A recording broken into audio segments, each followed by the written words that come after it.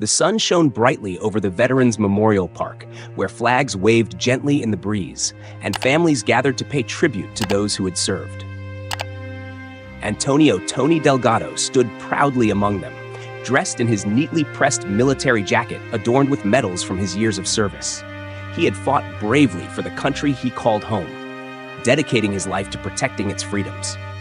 As he greeted fellow veterans, his warm smile reflected his humility and gratitude. Officer Richard "Rick" Lawson, patrolling the event, exuded a different energy.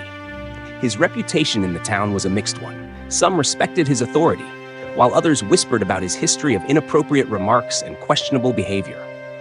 As he passed by Tony, something about the Filipino veteran's presence rubbed him the wrong way. Perhaps it was the effortless respect Tony commanded, or the way people naturally gravitated toward him. "Didn't know they let guys like you serve back in the day?" Lawson muttered just loud enough for Tony to hear. Tony turned, narrowing his eyes. "Excuse me?" Lawson smirked. "Just saying. Must have been different times, huh? You sure you weren't just cooking meals or shining boots?" A few nearby attendees stopped talking, their expressions shifting from casual cheer to concern. George Wilson, a fellow veteran and longtime friend of Tony's, stepped closer. "Tony fought just like the rest of us, Lawson. Show some respect." Lawson shrugged. "I'm just calling it like I see it." Emily Rivera, a young journalist covering the event, had been listening intently. She pulled out her phone, ready to record in case the situation escalated. The tension thickened as Tony squared his shoulders, refusing to let the insult slide. "I bled for this country," he said, his voice steady. "And I did it with honor. I don't need you or anyone else questioning that." Lawson scoffed. "All right, relax, hero. No need to get worked up." The murmurs of disapproval grew louder. Emily decided now was the time to act.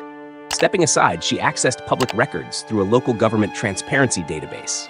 Within minutes, she found something that made her pause: a detailed service record on Lawson himself. With a few more clicks, she confirmed it. Turning back to the gathering, she spoke clearly. "Officer Lawson, did you forget you served too?" Lawson's smirk faltered. "What?"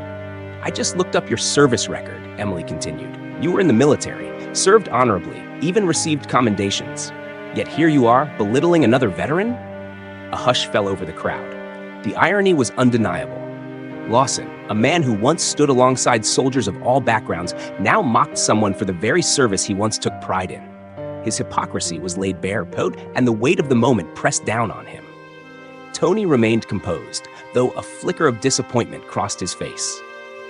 "I don't need your approval, Lawson," he said, "but I do expect respect, not just for me, but for every person who wore the uniform, no matter where they come from." The crowd erupted into murmurs of agreement. Chief Sandra Martinez, who had been observing from a distance, stepped forward. "Officer Lawson," she said firmly, "I think you've said enough. We'll be having a conversation about this back at the station." Lawson clenched his jaw but said nothing. He knew better than to argue with the chief in front of a growing audience. By the next morning, Emily's article on the confrontation had gone viral. The story sparked outrage and discussions about racism within law enforcement and the military. Tony became a symbol of resilience, his story inspiring many who had faced similar prejudices. The pressure mounted on the police department, forcing Chief Martinez to place Lawson on suspension, pending a formal investigation into his behavior. Community leaders, including George and Tony, saw the moment as an opportunity. They organized town hall meetings to address the underlying biases that had led to the incident. Veterans of all backgrounds shared their experiences, creating a dialogue that had been long overdue. Maria Cruz, Tony's wife, opened their home to these discussions, and her restaurant became a space for community members to gather and support one another.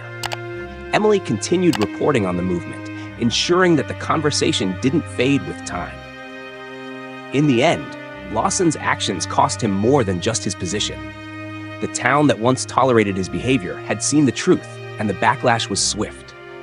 Meanwhile, Tony stood taller than ever, not just as a veteran, but as a reminder that respect and honor had no color, no nationality, only the integrity with which they were upheld.